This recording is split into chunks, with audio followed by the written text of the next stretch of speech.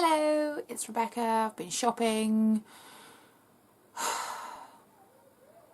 There is a small church down the road from my house, and in part of the church they have kind of like a bric-a-brac jumble type bit, and they sell books and kitchen things like plates and cups and ornaments and children's toys and all bits of jumble, and the money raised goes to help the upkeep of the building.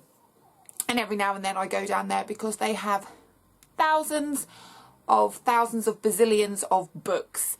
Now, probably 1 bazillion of those books are Mills and Boon books. And as you know, I'm not a huge fan of Mills and Boon, but there are so many. There are so many. But there are also lots of other things. There's a lot of Shakespeare, lots of classics, a lot of autobiographies, all random things. They're all donations. But like I say, every now and then I do like to go down there because they're cheap. They're like 10p or 20p a book.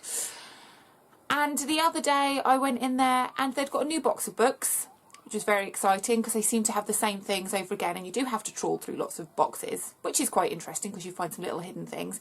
And I found a few little hidden things when I was looking there. So for hardly any money at all, I managed to get myself a few more books. Yeah, so the first one is The Footsteps of Anne Frank by Ernst Schnabel. I read The Diary of Anne Frank last year, and when I say I enjoyed it, please don't think that I enjoyed what happened to her. But it was a book that I wanted to read for a very long time, and I'm glad I did. And this is kind of what happened afterwards. And 1, I'm interested to read it. 2, it's a really old type of book. I mean, it cost 2 and 6, which I don't know what that means in English money. 2 shillings and 6pence? My dad would be able to tell you. I don't know. And it's got kind of the yellowy pages, and it smells like an old book, and I do like old booky smells, so I picked up that one.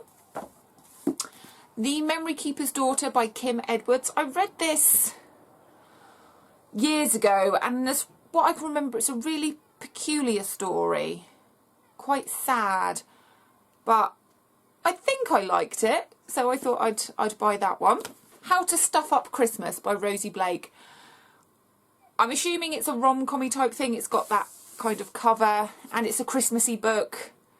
I want to read Christmas books over Christmas. I think that's what I'm going to do this year. I've got a few Christmassy type things. So in December, I'm just going to read Christmas books just to get me in the Christmassy feel. And here's another one. The 12 Dates of Christmas by Lisa Dickinson. So again, another one, rom-com, feel good.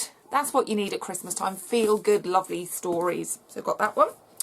The Norfolk Mystery by Ian Sampson. Now, Norfolk, for those of you that don't live in the UK, is a county on the east coast of England. Now, I live in Suffolk, which is the county just below, but I'm kind of on the border with Norfolk. So, just from the title, I thought I'd give that one a go. And lastly, I was so excited when I saw this because it's a book I've been meaning to get hold of for such a long time. I read it years ago and thought it was absolutely brilliant. And last week or the week before, I watched the film. And as we all know, the films aren't always as good as the books, but the film was really good as well. So it's Room by Emma Donoghue.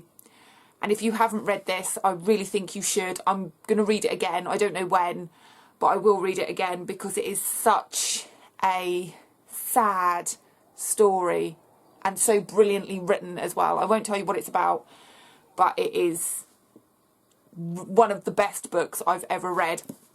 So these are all second-hand books, not in brilliant condition, but for 10p, 20p, I certainly can't complain. So, yeah, lots more books,